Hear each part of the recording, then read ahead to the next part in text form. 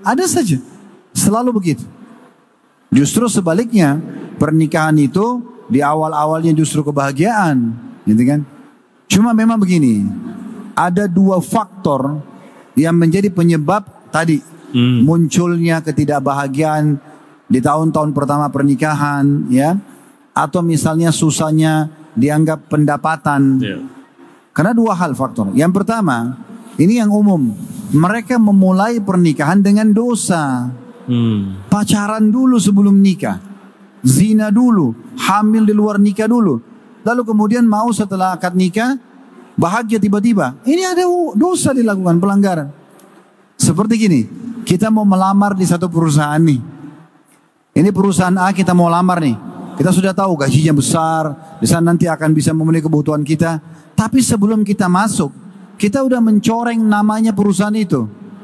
Kita udah merusak nama kita. Perusahaan sudah lihat, oh orang ini terpublikasi nih. Orang ini pernah membohong, pernah menipu. Terus kita melamar, diterima nggak? Nggak bakal diterima. Nah seperti itu. Kalaupun diterima nanti statement-statement buruk, yang stigma buruk akan muncul. Oh ini orang penipu, oh orang ini begini. Jadi teman-teman, coba belajar untuk tidak mencium, tidak menyentuh, tidak meletakkan kemaluan-kemaluan kecuali pada saat halal saja. Di situ puncak kebahagiaan. Tidak akan ada masalah dalam rumah tangga. Percaya teman-teman sekalian, sumber masalah kita semua dosa. Kalau kita jauhi dosa, pastikan kita akan bahagia. Itu faktor yang pertama. Karena mereka mulai rumah tangga dengan dosa. Nggak bisa. Mungkin ada yang bilang begini, Ustaz, nanti ingatkan saya faktor kedua ya. Iya, Ustaz. Mungkin ada yang bilang begini, Ustaz kalau saya tidak pacaran, saya bagaimana caranya kenal dia? Ya? Fahami poin ini teman-teman sekalian. Ta'aruf atau kenalan yang sebenarnya justru selepas akad nikah.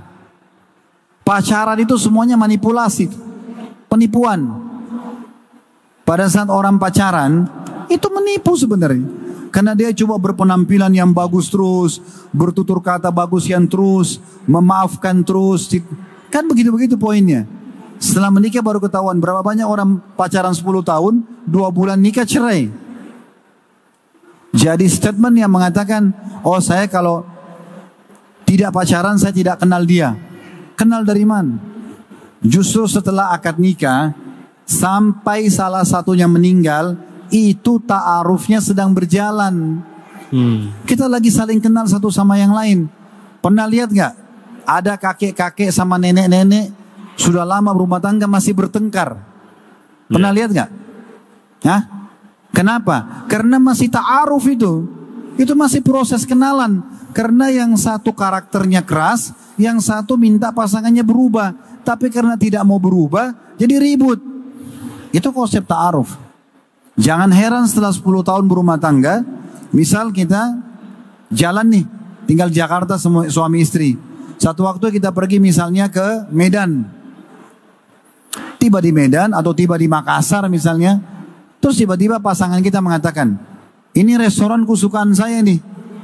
Mungkin kita tanya, kok kamu baru bilang? Oh ya saya juga baru ingat. Setelah 10 tahun. Mungkin setelah 10 tahun berumah tangga, ada sepupu kita datang dari Amerika, dari Australia, sudah warga negara sana, kita nggak pernah ketemu. Lalu kita bilang sama pasangan kita, ini sepupu saya.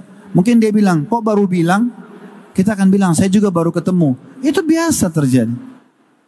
Jadi, jangan berpikir teman-teman, kita kenalan dulu, sampai sudah mapan, baru kita menikah. Supaya berumah tangga yang langgang, keliru. Tetap di sini butuh proses ini. Justru pada saat menikah, kelihatanlah karakter-karakter yang sebenarnya. Makanya agama Islam datang mengajarkan dahulukan agama pasangan. Karena kalau orang kenal Tuhannya, dia akan memberi hak Tuhannya, dia akan mudah memberikan hak makhluk. Nah itu poin, ya. Jadi sekali lagi, orang kalau menikah, itulah dari awal akad nikah sampai salah satunya meninggal, proses ta'aruf sedang berjalan. Pengenalan karakter, gitu kan? Kadang-kadang kita salah, diingatkan oleh pasangan, kita minta maaf, dia memaafkan. Kadang-kadang dia salah, kita maafkan, kita minta maaf, dia salah, kita memaafkan, dia minta maaf. Itu akan terus terjadi.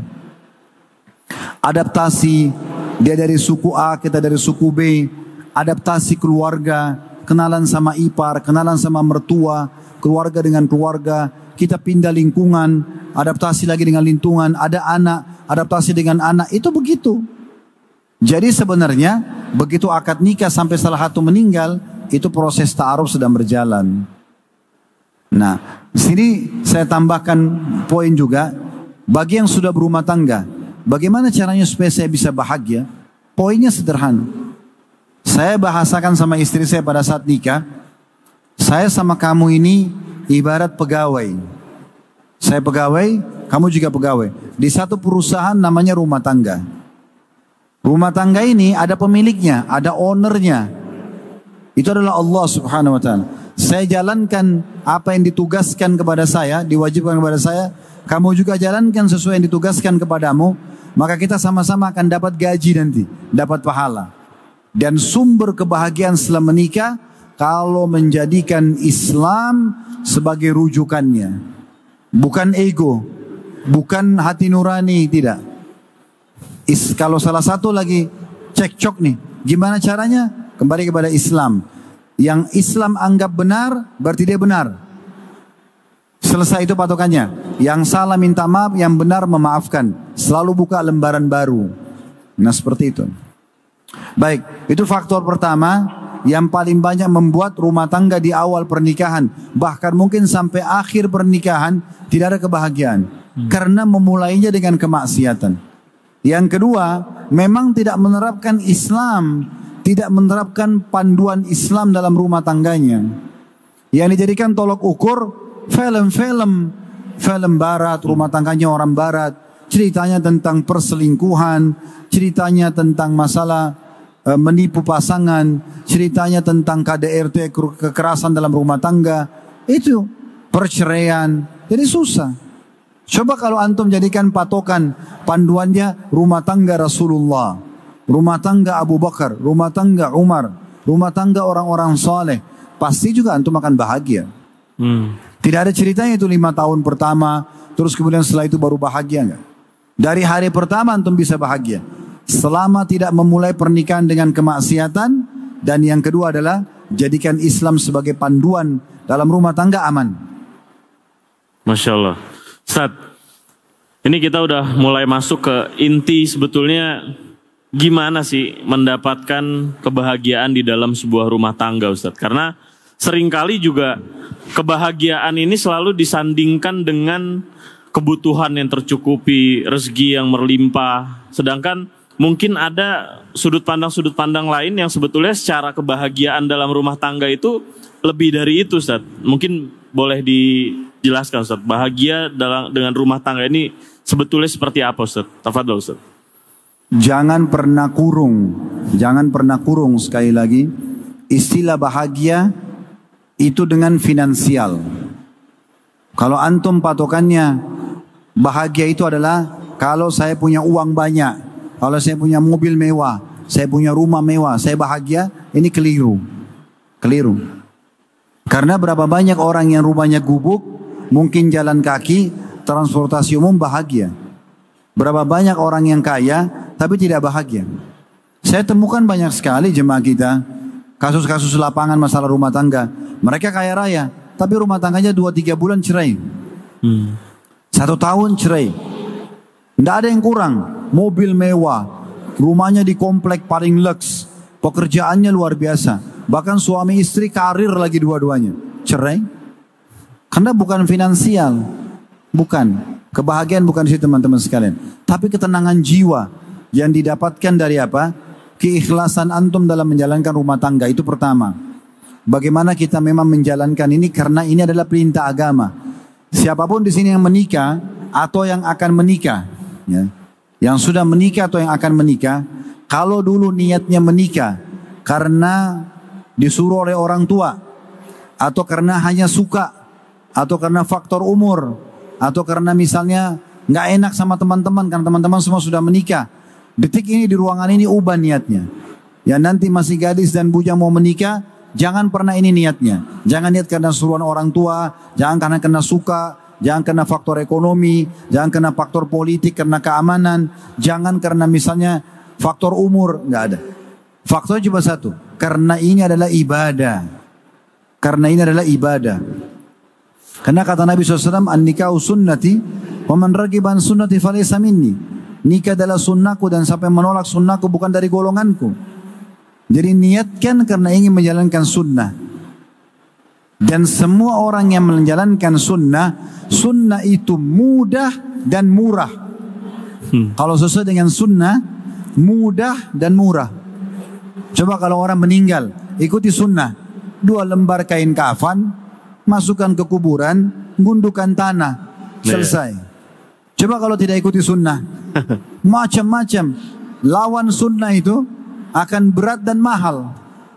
Menikah sesuai dengan sunnah, udah saksi 2, walinya perempuan, dan kata Nabi SAW untuk maharnya, aktsaruhunna baraka akaluhunna mahra.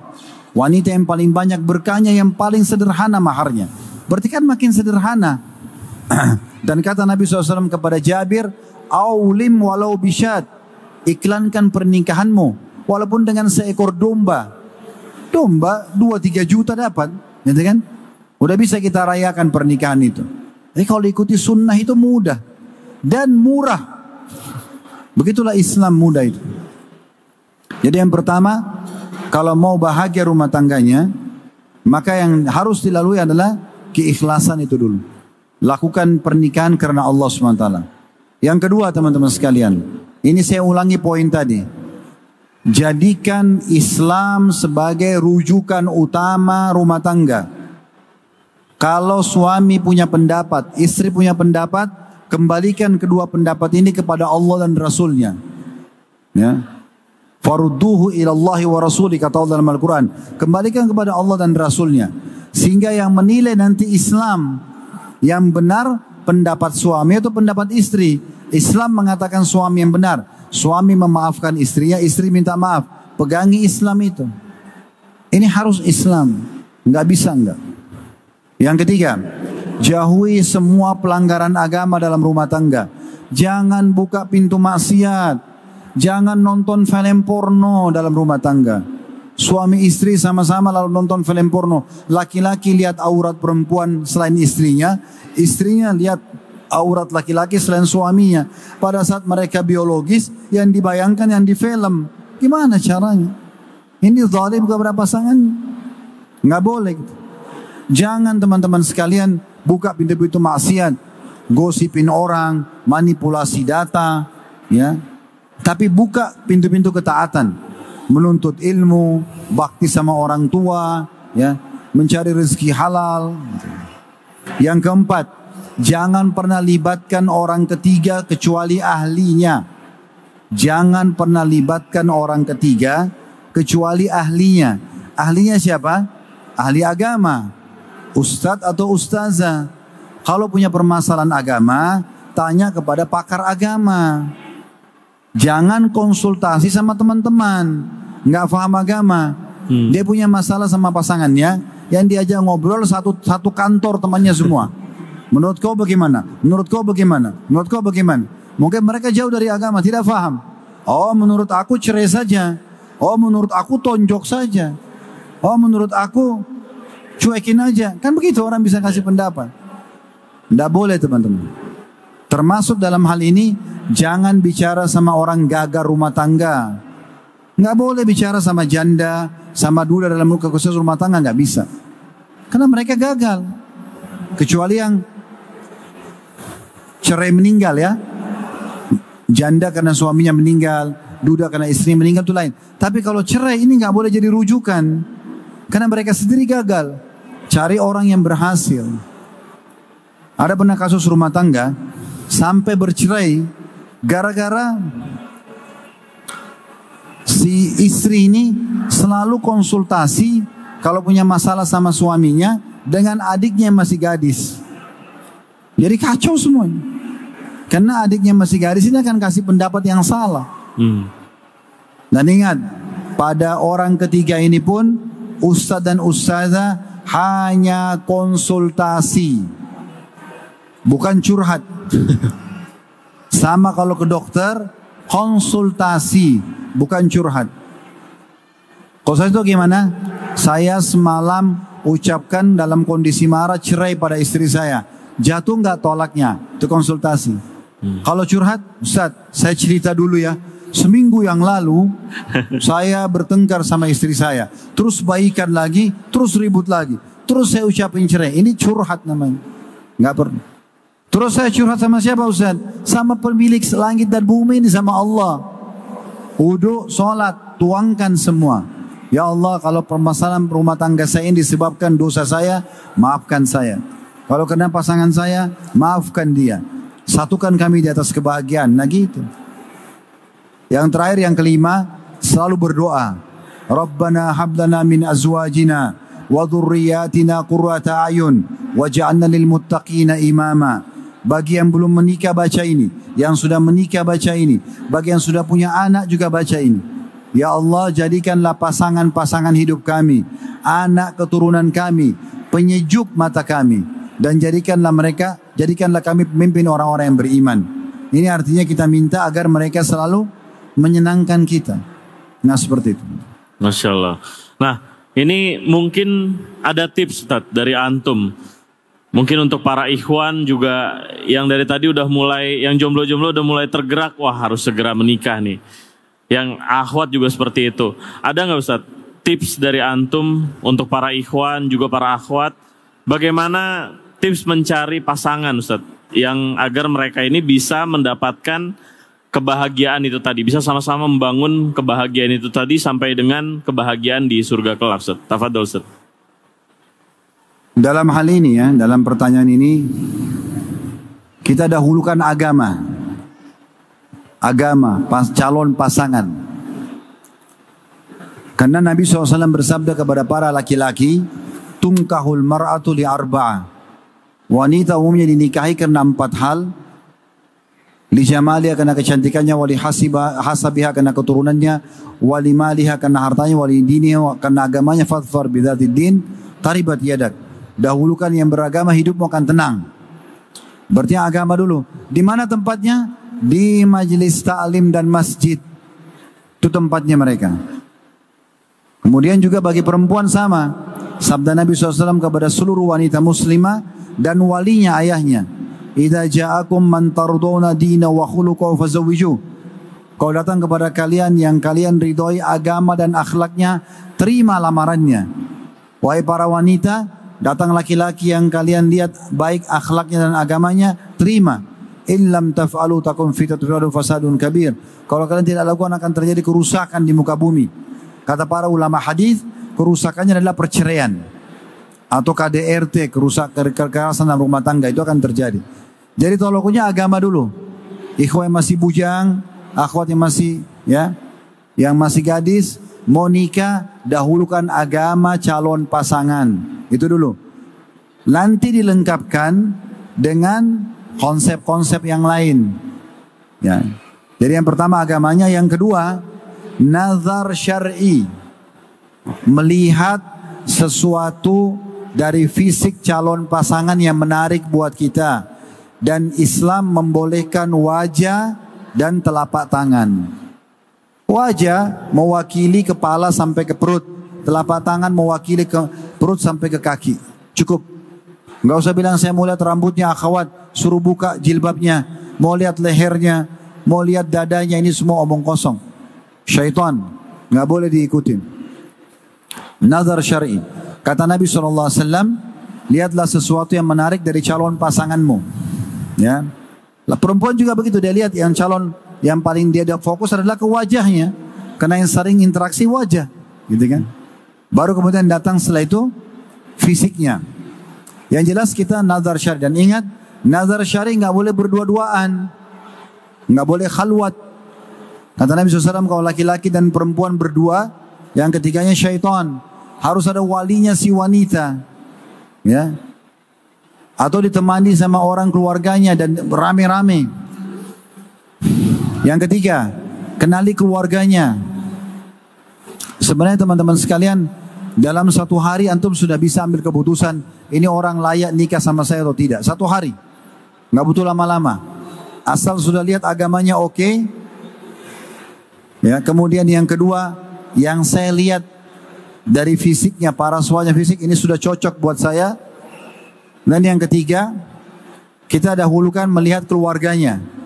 Kalau dari keluarga ayah, ayah itu calon ayah, calon istri, atau ayah calon suami.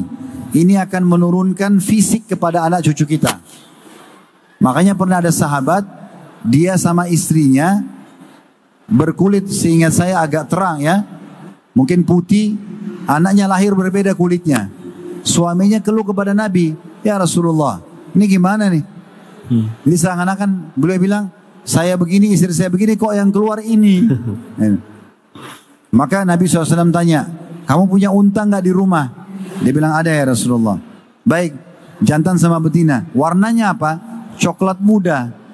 Nabi tanya, ada anaknya nggak? Ada. Berapa ekor? Kalau nggak salah disebut 3 ekor. Oke, warna anak-anaknya sama nggak dengan warna orang tuanya? Enggak, beda ya Rasulullah, kata orang itu. Kata Nabi SAW, kenapa beda? Kenapa anaknya nggak sama warna kulitnya? Anak unta itu sama induknya. Kata orang ini, mungkin karena jalur keturunannya. Mungkin kakek-kakeknya dulu.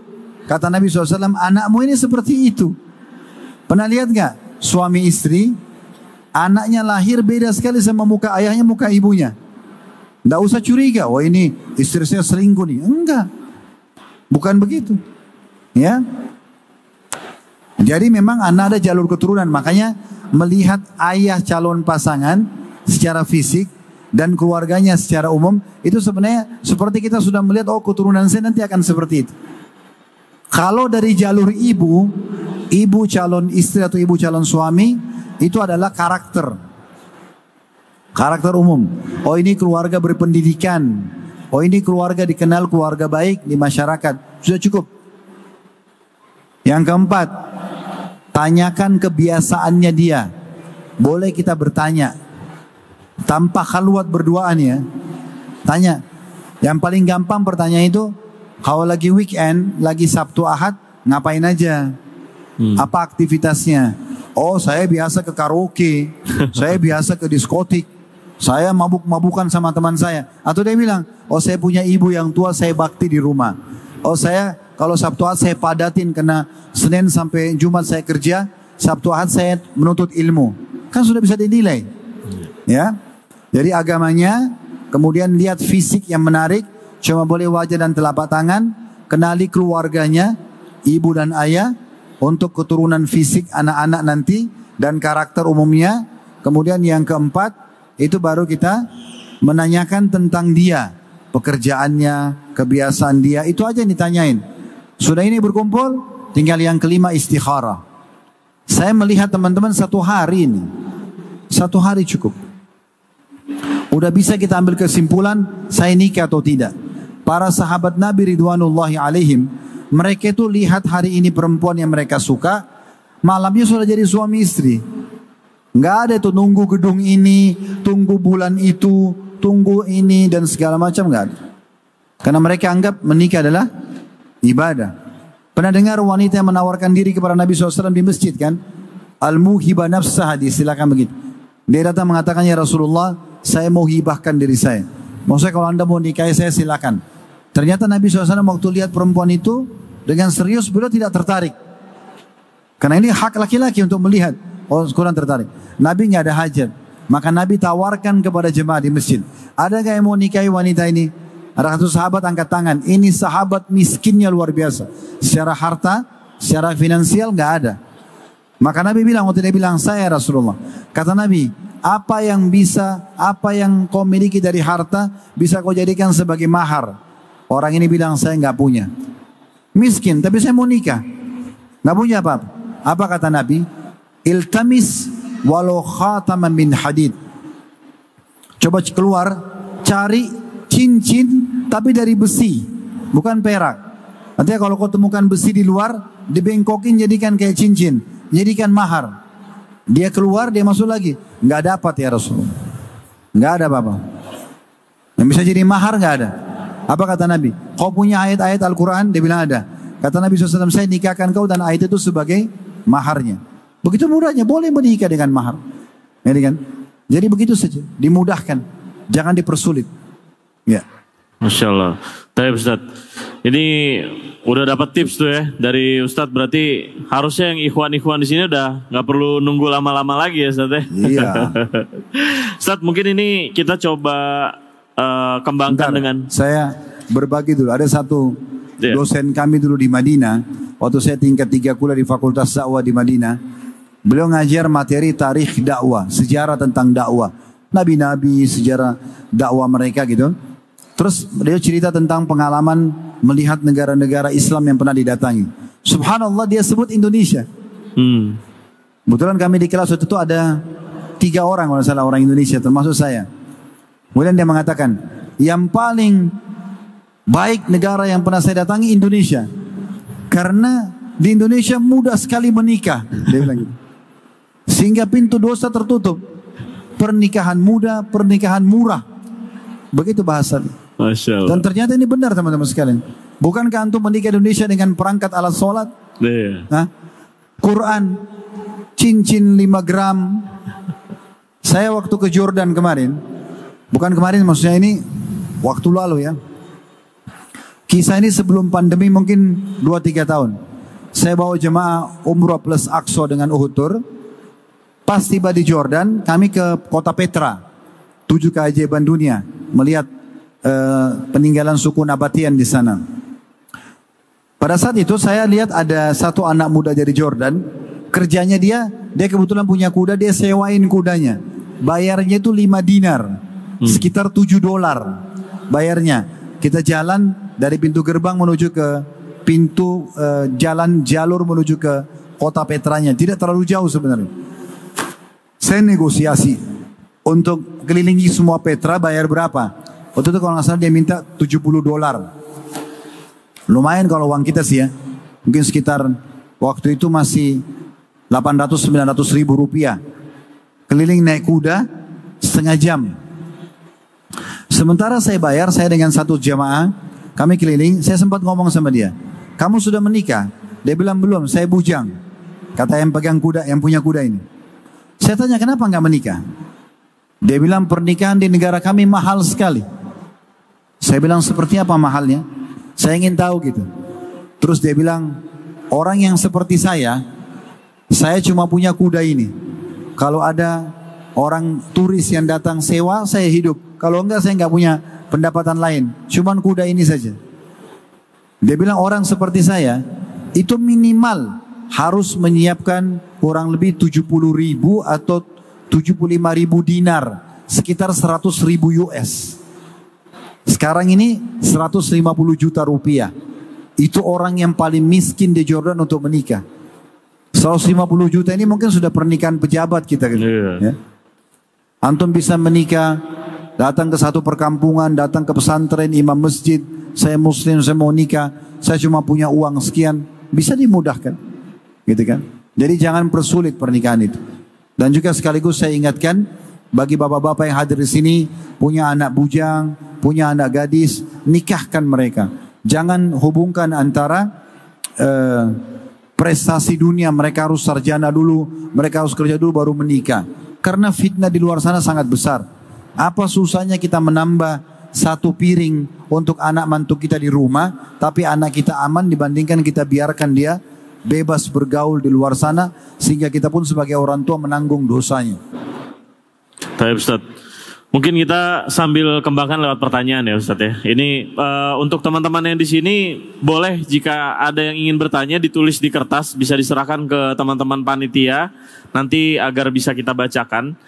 Ini Ana bacakan dulu Ustaz, ada pertanyaan yang masuk dari sosial media kita Ustaz. Dari hamba Allah, laki-laki berasal dari Jakarta, masih seorang pelajar. Pertanyaannya, Ustaz, saat ini Ana melakukan zina yaitu pacaran. Tapi Ana ingin bertaubat kepada Allah. Dan di sisi lain Ana sangat mencintai wanita ini Ustaz. Dan Ana tidak bisa meninggalkannya. Mohon bagaimana Ustaz? Pertama sekali, jauhi zina teman-teman sekalian. Allah mengatakan ya masalah itu. Wala taqrabuz zina, jangan dekatin zina itu. Jangan mulai dengan melihat, jangan mulai dengan mengucapkan, jangan mulai dengan